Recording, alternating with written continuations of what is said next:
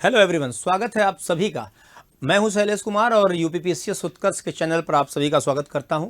आज हम लोग एक बहुत महत्वपूर्ण विषय है जिसको प्री मानसूनल सावर या प्री मानसून सावर कहते हैं, मानसून पूर्व वर्षा या बौछार के बारे में जानेंगे।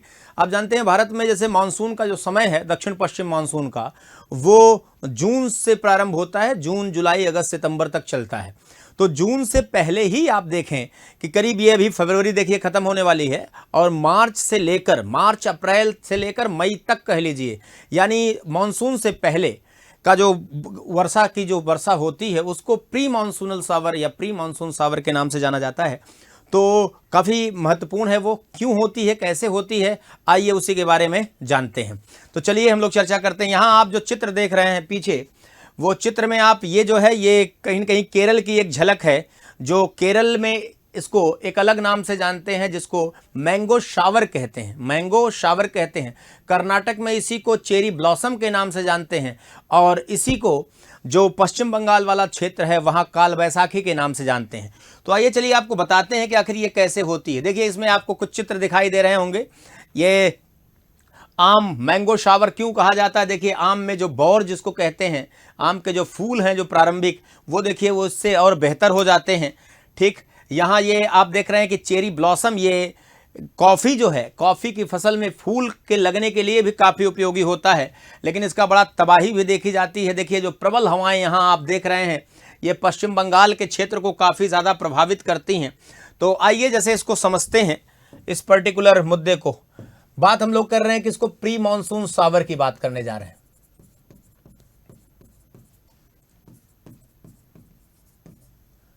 मानसून पूर्व बौछार, मानसून पूर्व बौछार इसी को कहते हैं आप।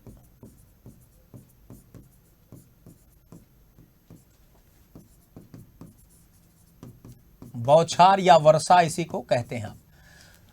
ये जो समय होता है इसका ध्यान दीजिएगा, ये जो समय होता है, टाइम जो इसका होता है, ये वक्त जो होता है, समय जो इसका होता है, ये होता है इसी मार्च से, ये चलता है मार्च से लेकर मैक्सिमम मई के बीच।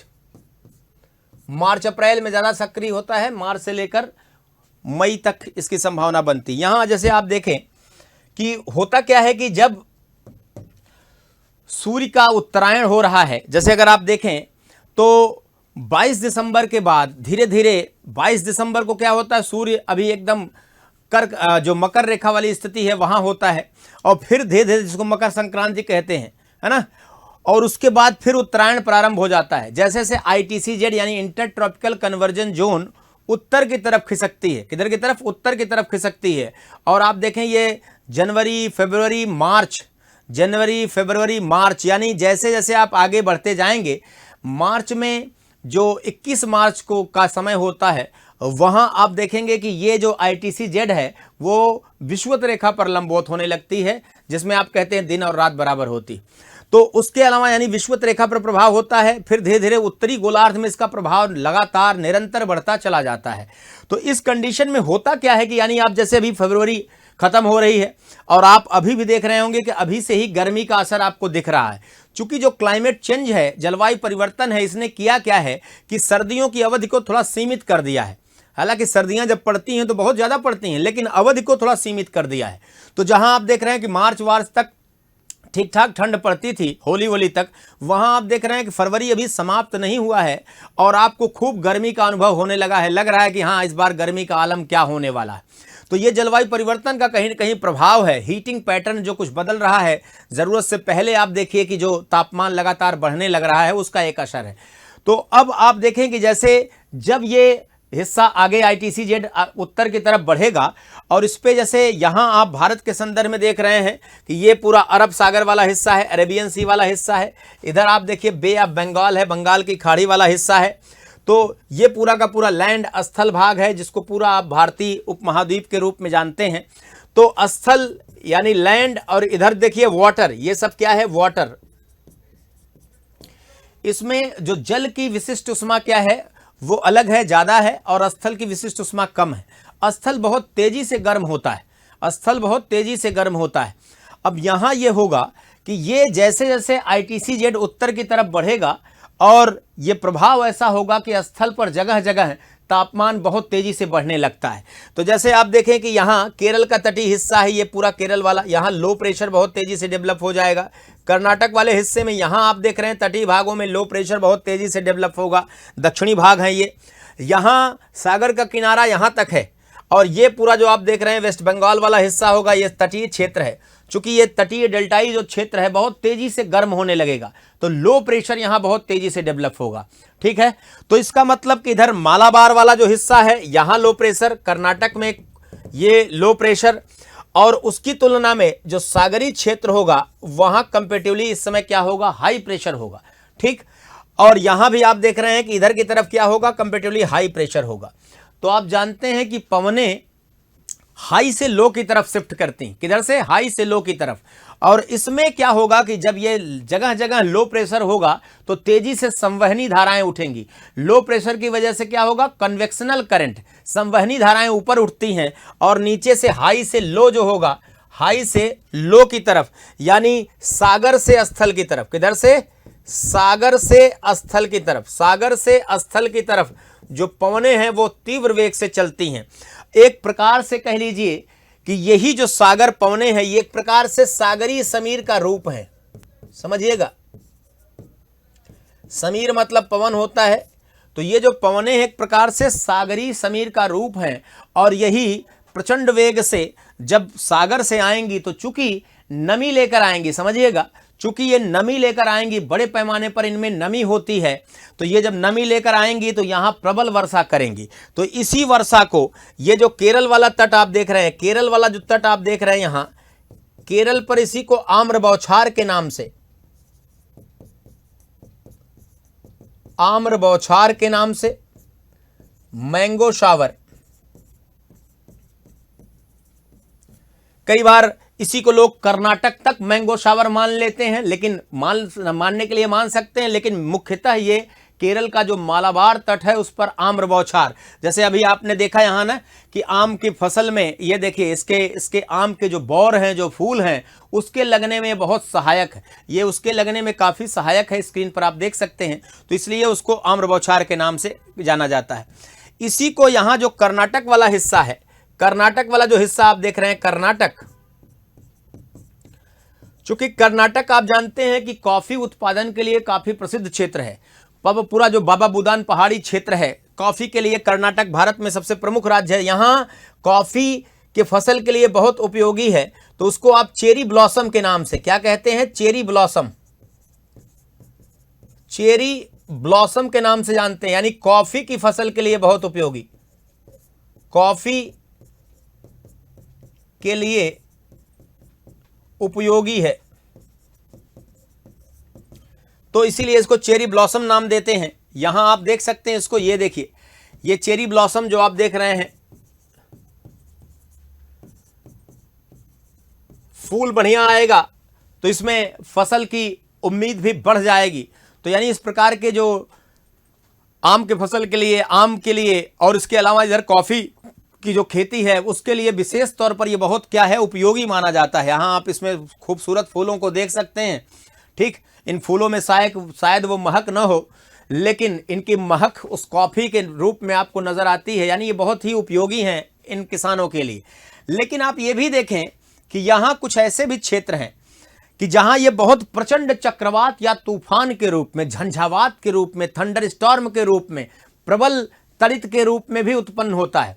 चूंकि इसमें एक प्रकार से जब संवहनी, बहुत तेजी से संवहनी धाराएं उठेंगी और यहाँ से जो पवनें तटीय क्षेत्रों में आएंगी, तो एक प्रकार से आप देखिए कि ये जो बादल यहाँ बनेंगे उसमें क्यूमुलोनिम्बस, कपासी वर्षक बादलों का निर्माण होता है, जिनसे गरज और चमक के साथ बहुत तेज वर्षा भी होती है, इनमें वायुगति भी बहुत तेज होती है। तो इसी को जो पश्चिम बंगाल वाला हिस्सा है, ध्यान दीजिएगा, पश्चिम बंगाल वाला जो हिस्सा है ना, पश्चिम बंगाल में इसी को काल बैसाखी के नाम से जानते हैं।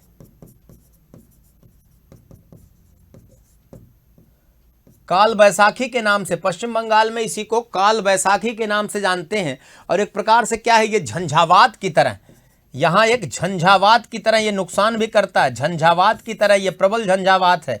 ये भी उसी सागर समीर का ही रूप है, इसको भी ध्यान देना। निचले असम में जो लोअर असम है, असम तक इसका प्रभाव होता है, ध्यान दीजिएगा। तो जो असम वाला क्षेत्र है, असम वाला क्षेत्र, इस असम वाले क्षेत्र में इसी का लोकल जो नाम है, इन हवाओं का जो लोकल नाम है उसको बोर्डोचिल्ला,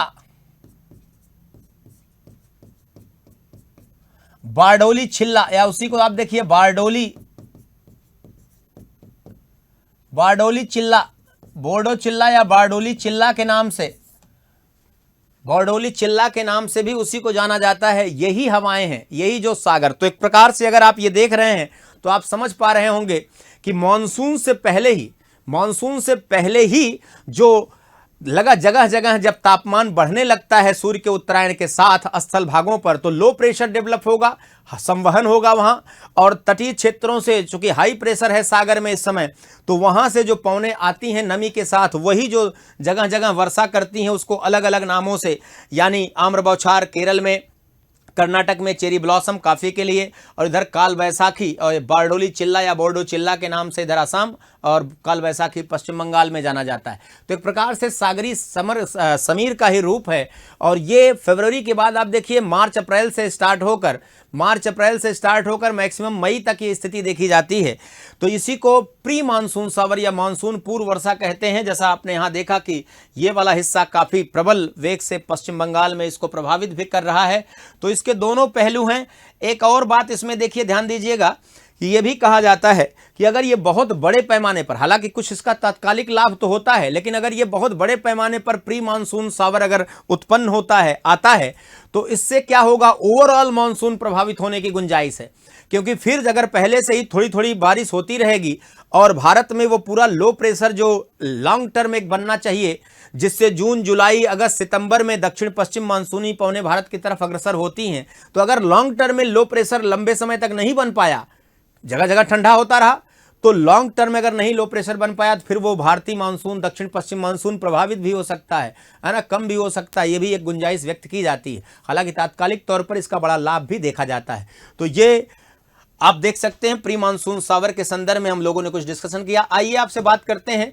देखिए, उत्कर्ष ज्ञान कुंभ ऑफर लेकर आ रहा है और आप देखिए 23 से ये चल रहा है, 23 से 26 फरवरी तक ये ऑफर रहेगा। और ज्ञान कुंभ ऑफर है, ठीक आप जानते हैं 26 जो फरवरी है महाशिवरात्रि के महास्नान के साथ समापन होगा महाकुंभ का। और इस अवसर पर आपको इसका लाभ दिलाने के लिए उत्कर्ष आपके पास लेकर आया है। देखिए, इसमें यूपीपीसीएस के सभी ऑनलाइन कोर्सेज पर 90% तक का डिस्काउंट आपको मिलेगा और इसमें 20% तक का एक्स्ट्रा डिस्काउंट मिलेगा। वो उत्कर्ष पास जो है उसके ऊपर, उत्कर्ष पास के ऊपर डिस्काउंट के लिए कूपन कोड अप्लाई करें, जिसमें KUMBH कुंभ का आप इस्तेमाल करेंगे तो आप जल्दी से जल्दी इसमें एनरोल करें और इसका लाभ लें। क्योंकि ऑफर आप जानते हैं 26 तारीख तक है, तो आप इसका लाभ लीजिए। बाद में आप कहते हैं सर छूट गया, फिर से बढ़ा दीजिए, तो अभी समय है, आप आइए और इसका लाभ लीजिए। इसके अलावा आप देखिए यूपीपीसीएस प्रीलिम्स 2025 के लिए, जो कि 3 मार्च से स्टार्ट हो रहा है, ध्यान दीजिएगा 3 मार्च से स्टार्ट हो रहा है। और इसमें लाइव फ्रॉम क्लासरूम बैच है। स्टैंडर्ड जो फी है वो 25,000 थी, वो 3,000 में आपको मिल रही है। और प्राइम फी जो 30,000 का था, प्राइम में बहुत सारे फायदे हैं, वो केवल आपको 4,500 रुपये में मिल रहा है, 4,500 रुपये में। तो इसमें भी यही भी 23 से 26 तक ऑफर है, इसका भी आप इस्तेमाल करें और इनरोल करें इसमें, जल्दी से जल्दी आप इसका लाभ लें। इसके अतिरिक्त आप देख सकते हैं कि UPPCS foundation batch Arjun 4.0 live from studio batch है, जिसमें स्टैंडर्ड फी इतनी थी 20,000, जो कि 4,500 में अवेलेबल है। और प्राइम फी जो है वो 43,000 थी, जो क्योंकि ये फाउंडेशन बैच है, कंप्लीट एक बैच, ये 8,500 रुपये में आपको प्रोवाइड किया जाएगा। इसमें भी वही कूपन कोड आप उसका इस्तेमाल करें और ज्ञान कुंभ ऑफर जो है 23 से 26 फरवरी तक इसका आप लाभ ले सकते हैं। तो इस प्रकार से आप देखें कि ये योजनाएं, इनका आप लाभ लेकर आप अपनी तैयारी को बेहतर कर सकते हैं उत्कर्ष के साथ। बहुत बहुत धन्यवाद।